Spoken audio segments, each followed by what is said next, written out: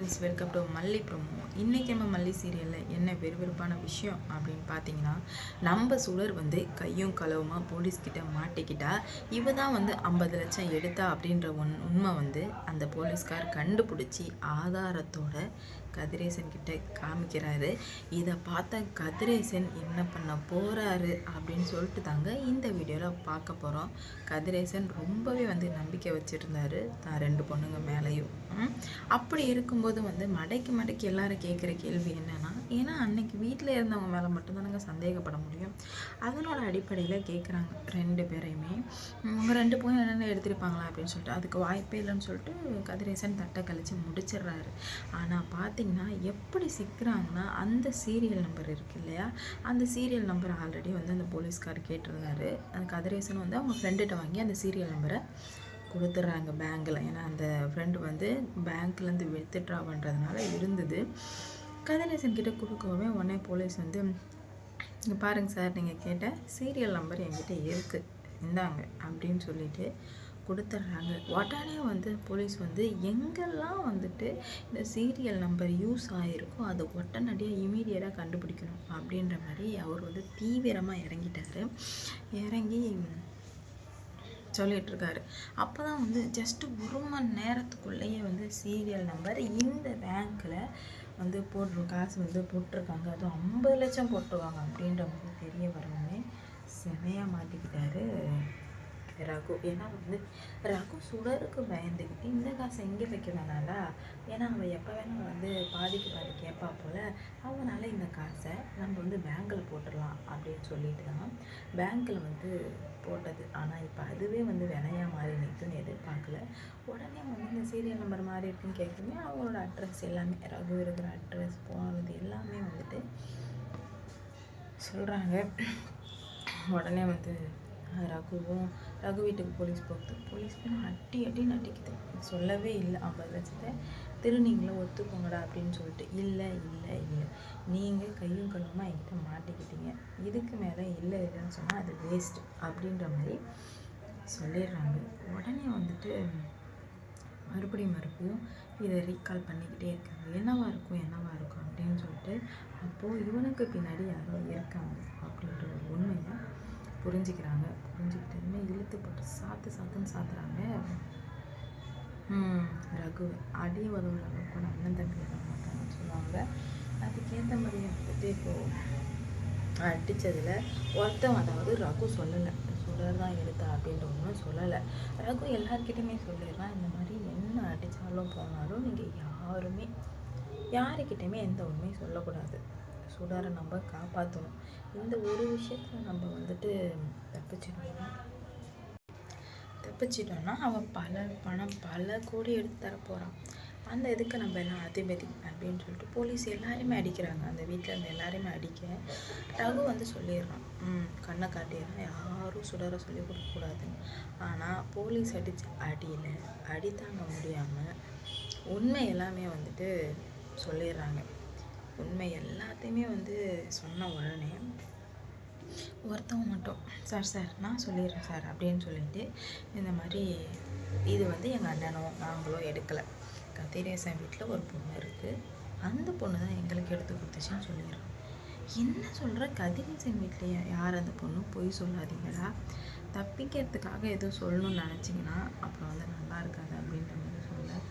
ஐயோ சார், நிஜமாகவே வந்துட்டு தப்பிக்கிறதுக்கெலாம் சொல்லலை சார், நிஜமாலுமே வந்துட்டு அந்த பொண்ணு தான் எங்களுக்கு எடுத்து கொடுத்துச்சு அப்படின்னு சொல்லிட்டு வழி தாங்க முடியாமல் சொல்ல. இப்போ மட்டும் எப்படா அதை வந்து நீங்கள் ஒத்துக்கிறீங்க அப்படின்ற மாதிரி கேட்க, நீங்கள் ரொம்ப அடிச்சிங்க சார், எனக்கு அடி தாங்க முடியல, அதனால தான் நான் உண்மையை தான் சொல்லிடுறேன் அப்படின்ற மாதிரி சொல்ல. உடனே உண்மையா அப்படின்ற மாதிரி கேட்க போலீஸே சமஷாக்கு. ஏன்னா கதிரேசன் என்ன சொல்லியிருப்பார்னா, என் 2 பொண்ணும் சொக்க தங்கும், என் பொண்ணுங்க எடுத்துக்கிறதுக்கு வாய்ப்பே கிடையாது அப்படின்ற மாதிரி தான் சொன்னார். ஆனால் இங்கே நடக்கிறது எல்லாத்தையும் பார்த்தா ரொம்பவே வந்து ஷாக் ஆகிடுறாங்க. அதனாலே வந்து என்ன பண்ணுறது போகிறதுன்னு தெரியாமல் முடிச்சிட்ருக்காங்க. என்னவாக இருக்கும் அப்படின்னு. நான் அப்புறம் தான் எல்லா உண்மையுமே தெரிய வருது, எடுத்ததை சுடலாம் அப்படின்னு சொல்லிட்டு. உடனே அதை வீடியோ ரெக்கார்ட் எடுத்துகிட்டு இப்போ கதிரேசனை பார்க்க போகிறாரு போலீஸ். ஃபோன் போட்டு, உங்ககிட்ட நான் கொஞ்சம் பேசணும் அப்படின்னு மாதிரி சொன்னேன். என்ன பேசணும்? கொஞ்சம் முக்கியமான விஷயம் பேசணும், நீங்கள் உடனே வாங்க. யாருன்னு கண்டுபிடிச்சிட்டிங்களா? கண்டுபிடிச்சிட்டேன். நீங்கள் இப்போ உடனே வர்றதுல தான் இருக்குது அப்படின்ற மாதிரி சொல்லுவோம். நான் கண்டிப்பாக தான் வந்துடுறேன் அப்படின்னு சொல்லிட்டு இப்போ கதிரேசன் உடனடியாக வந்து கிளம்பி போகிறாரு. கிளம்பி போனால்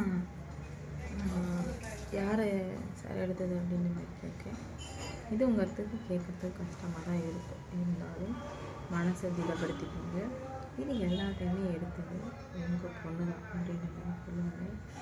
ஏன் பொண்ணு? அதுக்கு வாய்ப்பே இல்லை சார் அப்படின்ற மாதிரி சொல்லுவேன். ஐயோ உண்மையாக தான் நம்புங்க அப்படின்னு சொல்லிட்டு ஆதாரத்தை காட்டுறாரு.